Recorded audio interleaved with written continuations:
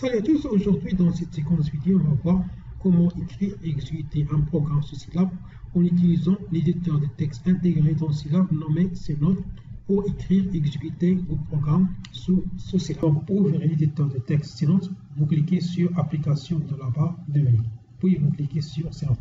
La fenêtre s'ouvre.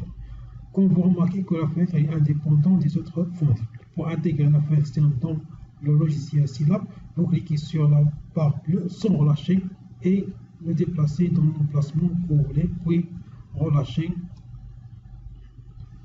Après avoir intégré l'éditeur de texte CNote dans le logiciel Scilab, on va voir les principaux commandes qu'on va utiliser dans l'écriture et l'exécution de nos programmes sous Scilab. Pour les principaux commandes, on a nouveau, c'est pour créer un nouveau fichier Scilab. On a aussi ouvrir pour ouvrir un fichier qui déjà existe. Donc, Open, c'est pour ouvrir un module, on va voir la suite. Enregistrer tous les fichiers Scilab ayant l'extension .c. Aussi, on a enregistré sous, imprimer, couper, copier, coller. Et on a aussi trois commandes qui nous permettent d'exécuter notre code Scilab. On a exécuter, enregistrer, exécuter, et on a enregistré, exécuter. C'est-à-dire que le code écrit ici sera exécuté dans la console Scilab. Après avoir connaître les principaux commandes de l'éditeur CNote, on commence par écrire notre premier programme, par exemple, qui calcule la somme et le produit de deux valeurs écrites ou bien saisies à partir du clavier. Pour ce problème, on a besoin de déclarer des variables et on a besoin d'utiliser des instructions de base, comme l'instruction d'affectation, l'instruction de la lecture et l'instruction d'écriture. Pour les variables, Scilab utilise le typage dynamique, c'est-à-dire la valeur qui précise le type de données, soit une matrice ou bien un vecteur, un entier, réel, un booléen ou bien un nombre complexe. Et c'est possible que la variable change sa valeur durant l'exécution d'un programme. Par exemple, A est un nombre réel qui contient la valeur 1.5.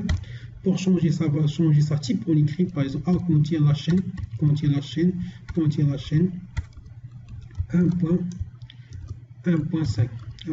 On vérifie le type avec la fonction typeOf de la variable A. Et on va envoyer un strict, c'est-à-dire que le typage est dynamique, c'est-à-dire une variable peut changer la valeur et changer son type aussi. Et pour les instructions de base, on a l'affectation se représente par un simple égal, par exemple A reçoit la valeur 6, A reçoit la chaîne Ahmed, A reçoit la valeur 14, et ainsi de suite. Toujours l'affectation se représente par un simple égal. Par contre, deux égales permettant de faire la comparaison ou bien l'égalité entre deux valeurs et renvoyer une valeur vraie ou une valeur fausse. Soit F représente c'est faux et T représente c'est vrai. Et pour l'instruction d'écriture ou d'affichage, on utilise la fonction disp. Par exemple, supposons que A contient la valeur 15. Pour afficher la valeur 1, on écrit disp A. Cette fonction permettant soit d'afficher la valeur d'une variable ou bien d'afficher un message, par exemple, afficher un message, bonjour tout le monde. Cette instruction, c'est la fonction permettant d'afficher un message. Et la dernière instruction, c'est l'instruction de lecture qui permet de donner à l'utilisateur le droit de saisir une valeur à partir du clavier. Pour cela, on va utiliser la fonction input. Par exemple, pour saisir une valeur numérique et ranger le résultat dans une variable n, on écrit n reçoit input entre guillemets saisir un message, saisir un nombre, point virgule, pour interdire l'affichage. Il demande de saisir un nombre, par exemple la valeur 56. On exécute. Pour afficher la valeur de n, on écrit n ou bien disp n pour afficher la valeur saisie dans n. Dans ce cas, c'est 56.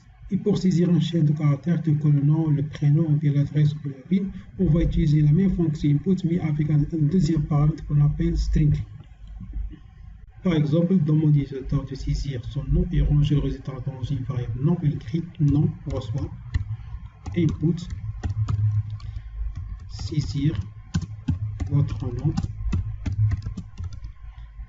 virgule, paramètre strict pour spécifier que la valeur saisie du chaîne de caractères n'est pas un nombre, point virgule. On exécute, saisir votre nom, par exemple j'écris Ahmed Ali, et je vais pas rentrer.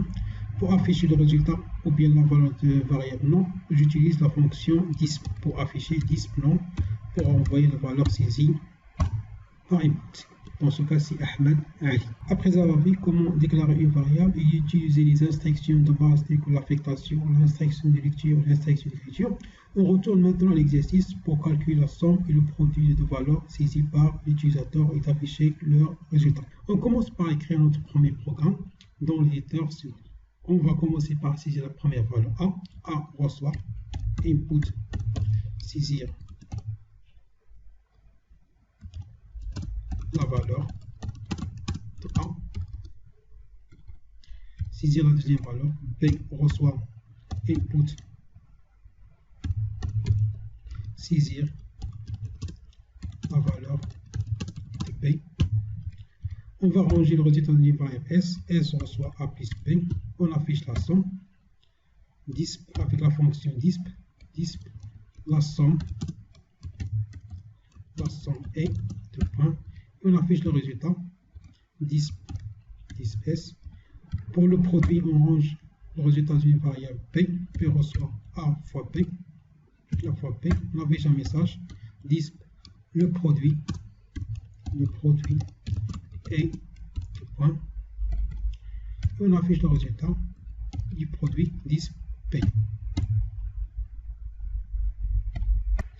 Saisir le nom du fichier, par exemple test1, et vous cliquez sur enregistrer. Maintenant, pour exécuter votre programme, il faut premièrement enregistrer votre programme.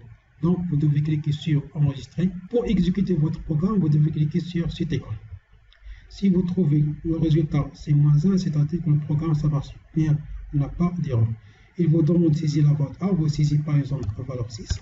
La valeur de P, par exemple la valeur 9, il va calculer et afficher le résultat. La somme c'est 15 et le produit c'est 54. Ça c'est la méthode pour écrire et exécuter un programme ceci là en utilisant l'éditeur de texte C-Note.